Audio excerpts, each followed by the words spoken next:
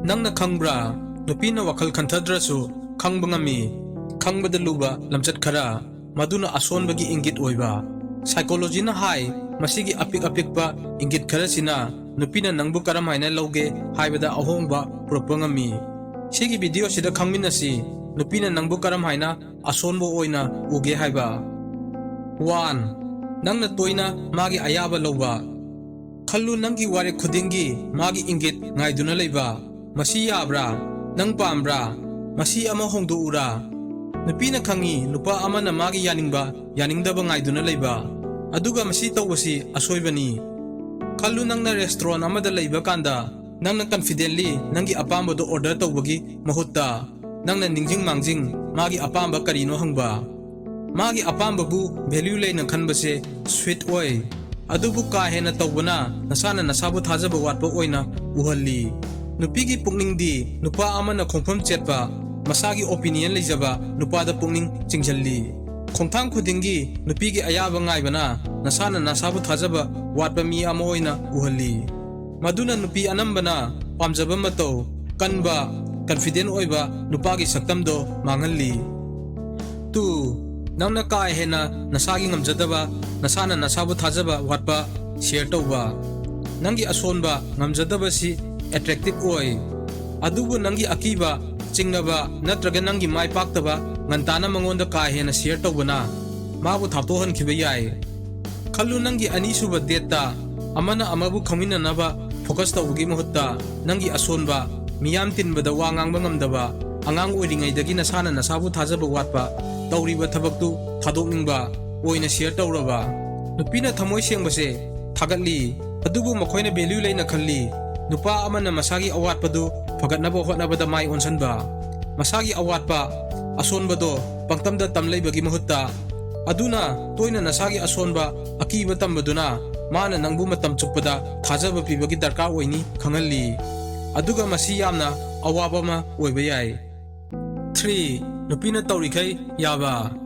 kariguma nangna khatna chainaba yanadaba oiningbu oirasanu nathaininba thoganingdaba nupa makhaldo oiraba tasengna mana mayek sengna soirasu masigi matausi nupina khangi aduga masi afaba mawong nate nupigi mijengda khalu nangna pungsing kaya kaithoktuna date ama plan tawraba aduga mana phone da mai onjanduna matam kaithoktuna leiraba nangna magi lamchatto mayokna duna nakhoibanigi oibada puning janghannaba hotnabagi mahutta nangna khangjanada kasumta kaidabadawna toksanaraba akhang kanba sogandaba haibase afaba lamchat amani adubu pura mi amana pangtawda tawba yahanbadudi asonbagi ingitni nupini ikai khumnai nupa amana masigi boundaries semba masana masagi maromdom lepangamjaba karigumba nangna nupi amana nangonda phajadaba mo treat tahollaba madugi matik chawa pakhum pidabida masi tawbasina nupina nangonda lairiba respecto purak mahangani 4 nangna mabu impress tawnaba ka hena honaba karigumba kada nangna masi tawba thengnaraba nupi amabu impress tawnaba nangna nangi mai pakpagi matangda ka hena napal tawba wari henjana liba mana nangbu hena phana unaba nupina pami nangi asengba oijaribado ka hena nasabu thagatpa nataba sumaina tawbasi nupina khangi nangna mabu lejaba upai tawduna impress tawnaba hotnai haiba masina ulli nangi confidence watpa matau 5 ka hena emotional oiba yanadaba ma tholokpa kanda nangna kari tawge kariguma nangna yam thuna asawna thumallaba wakhal sontharaba masi tawbasi nupina nangbu pukningi oiba pangal soli khanni khallu karigumba kadaida koiba chalusige haibagi matangda yanadraba maduna nakhoibani mai onjannaba yadaba ohelaba maramdi nangna khalli mana nangi apamagi matangda marang kaina khandena nupina pamjai pukningi control leiba moina sauganba natraga nangondagi thaptokki khanbagi natte adubu moina pamjai nupa amana aruba phibam amabu ingtapna mapung phaba mi ama oina thengnaba ngamba apikpa thawdok amana nasagi ingtappa manghalladi nangse stable oidaba masina tai healthy relationship oiroi haiba 6 mangjin thaba